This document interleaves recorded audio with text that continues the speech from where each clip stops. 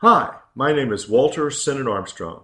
I teach at Duke University in the Philosophy Department and the Kenan Institute for Ethics. In this video, I want to introduce you to a new position on an old issue. That old issue is causation. John Leslie Mackey called causation the cement of the universe, and he was right.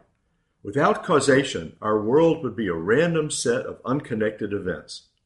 Causation is what glues different events together when they affect or influence one another.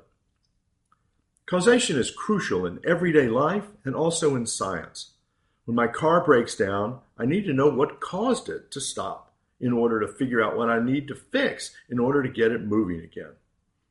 And when a scientist tries to understand why a balloon got larger, he needs to know what caused the balloon to expand. In cases like these, most people say that one event caused another event. Using up that last bit of gas or petrol is what caused the car to stop. The heat is what caused the balloon to expand. Generalizing from these cases, the standard view is that causation is a two-place relation between events. One event causes another event. It's as simple as that. The problem is that this simple view is too simple, because it leads to paradoxes. Here's one. Imagine that Jane smokes moderately and she develops lung cancer. She would not have gotten cancer if she had not smoked at all, but she would have gotten cancer more quickly if she had smoked heavily instead of moderately. Those are the facts. Now, here's the question. Did Jane's moderate smoking cause her cancer?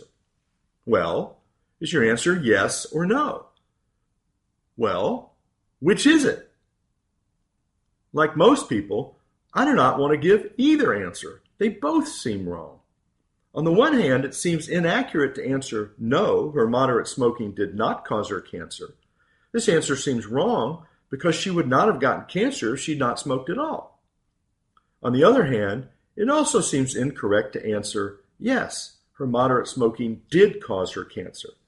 This answer seems incorrect because Jane still would have gotten cancer if she had not smoked moderately, but had smoked heavily instead. So we have a paradox. Both answers, yes and no, seem wrong. How can we escape this paradox? Well, how? Contrastivism to the rescue. The best way to escape the paradox is to stop asking simply whether one event causes another event. That standard view has to go. Instead, we need to replace the standard two-place relation with a four-place relation. The extra two places are for contrasts or foils. We need to say that one event in contrast with a foil causes another event in contrast with another foil.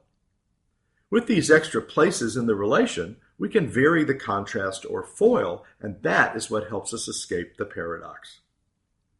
In this example, we can say that 1. Jane's moderate smoking in contrast with heavy smoking does not cause her to get cancer in contrast with remaining healthy. But still, we can add 2. Jane's moderate smoking in contrast with not smoking at all does cause her to get cancer in contrast with remaining healthy. Both of these claims can be true, so the paradox is gone. Phew, I feel better already. Notice that this example of cancer shows why we need to contrast the cause with a foil. Other examples show why we need to contrast the effect with a foil. Imagine that Jim is poisoned.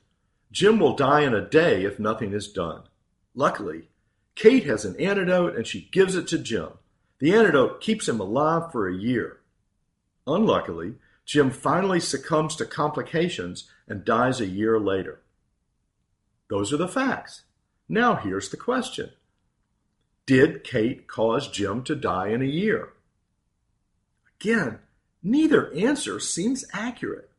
On the one hand, it seems wrong to say that Kate did cause Jim to die in a year because then she would seem to be guilty of murder. Who would give anyone an antidote if that made them into a murderer? On the other hand, it also seems inaccurate to say that Kate did not cause Jim to die in a year, because Jim would not have died in a year if Kate had not given him the antidote, since then he would have died in a day.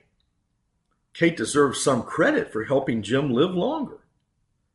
That is why neither answer seems quite right, and that is the paradox. How can we get out of this paradox? I bet you can guess. Right, contrastivism again. To escape the paradox, we just need to vary the contrast or foil. Both of these contrastive claims are true. 1. Kate's administering the antidote, in contrast with leaving Jim alone, does not cause Jim to die in a year instead of surviving even longer. That explains why Kate is not guilty of murder. Nonetheless, 2. Kate's administering the antidote in contrast with leaving Jim alone does cause Jim to die in a year in contrast with a day. That explains why Kate deserves credit for helping Jim live longer. We can understand this case and determine who deserves credit and blame if, but only if, we add contrast to causal claims. The standard view leads to paradoxes. The contrastive view leads to coherence, understanding, and bliss. That is why I prefer the contrastive view of causation, and you should too.